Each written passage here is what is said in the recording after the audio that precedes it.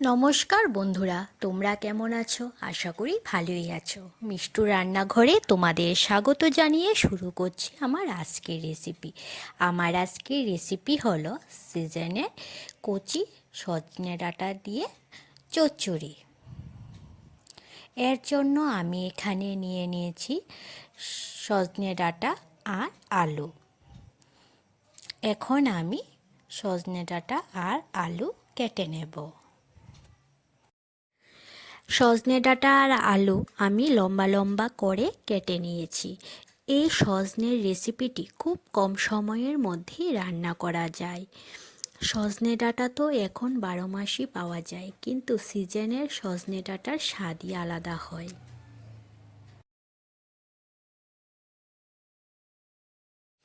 সজনের ডাঁটা আমার লম্বা লম্বা করে কাটা হয়ে গেছে।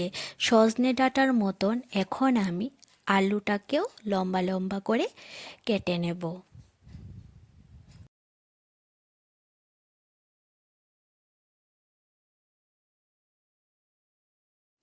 সজনে ডাঁটা আর আলু কাটা হয়ে গেছে, এখন আমি ধুয়ে প্লেটে নিয়ে নিয়েছি।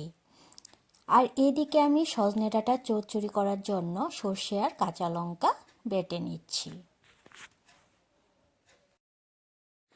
নরম নরম সজনে ডাঁটা দিয়ে সর্ষে দিয়ে চচ্চড়ি খেতে খুব স্বাদ হয়। এই রেসিপিটি আমি কিভাবে করি তার জন্য তোমরা পুরো ভিডিওটি দেখতে থাকো, আশা করি ভালো লাগবে। সজনে ডাঁটার এই চচ্চড়িটি খেতে খুব স্বাদ হয়।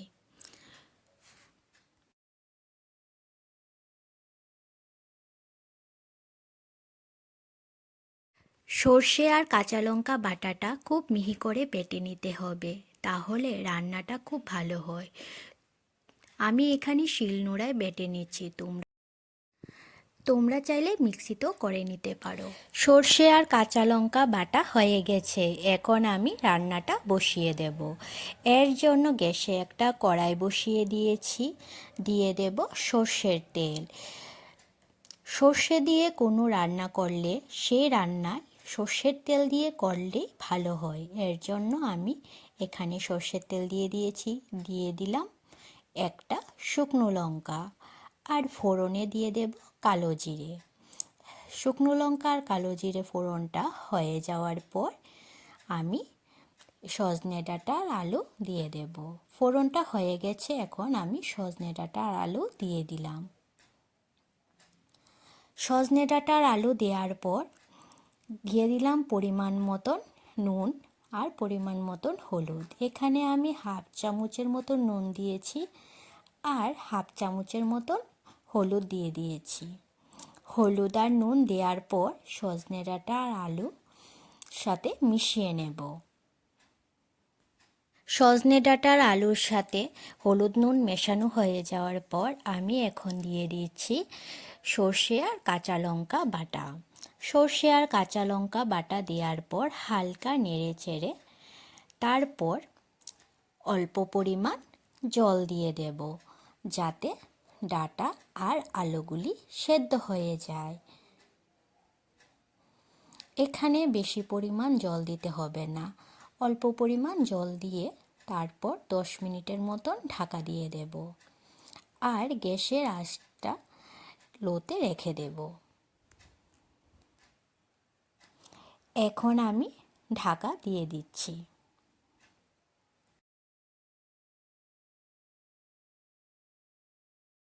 10 মিনিট পর আমি ঢাকাটা তুলে নিয়েছি। এদিকে আমার সজনে ডাঁটা আর আলু সেদ্ধ হয়ে গেছে। এখন আমি দিয়ে দেব স্বাদের জন্য 1 চামচের মতো চিনি।